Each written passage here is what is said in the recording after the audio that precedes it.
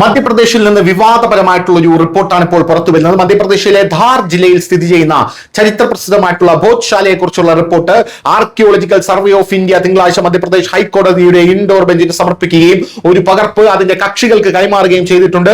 ഭോജ്ശാല 12ാം നൂറ്റാണ്ടിലാണ് നിർമ്മിച്ചതെന്നും പരിസരത്ത് സ്ഥിതി ചെയ്യുന്ന പള്ളി AD 1265 നിർമ്മിച്ചതെന്നും റിപ്പോർട്ടിൽ പറയുന്നു. മാൾവ മേഖലയിൽ മുഗളന്റെ വരവിന് മുമ്പാണ് ഭോജ്ശാല നിർമ്മിച്ചതെന്ന റിപ്പോർട്ട് അവകാശപ്പെടുന്നു. ഭോജ്ശാല വിവാദങ്ങളെ കുറിച്ചുള്ള റിപ്പോർട്ട് അവകാശപ്പെടുന്നത് പഴയ ക്ഷേത്രത്തിന്റെ ഭാഗങ്ങൾ ഉപയോഗിച്ചാണ് പള്ളി നിർമ്മിച്ചിരിക്കുന്നത് എന്നുള്ളതാണ്. ഹിന്ദു സമൂഹം ഭോജ്ശാലയെ വാഗ്ദേവിയുടെ, അതായത് സരസ്വതി ദേവിയുടെ ക്ഷേത്രമായിട്ടാണ് കണക്കാക്കുന്നത്.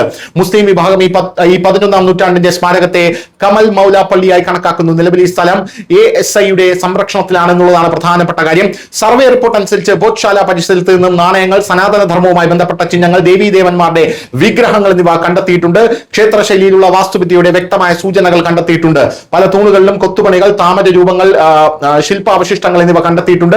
സംസ്കൃത ഭാഷാ ലിഖിതങ്ങളും രേഖപ്പെടുത്തിയിട്ടുണ്ട്. അവ 12ാം നൂറ്റാണ്ടിലും 16ാം നൂറ്റാണ്ടിലും ഇടയിലുള്ളതാണെന്നാണ് വിശ്വസിക്കപ്പെടുന്നത്. 2500 പേജുള്ള ഈ റിപ്പോർട്ടിൽ തെളിവായി സർവേക്കിടെ എടുത്ത 500ലധികം ഫോട്ടോഗ്രാഫുകൾ ഉൾപ്പെടുന്നു.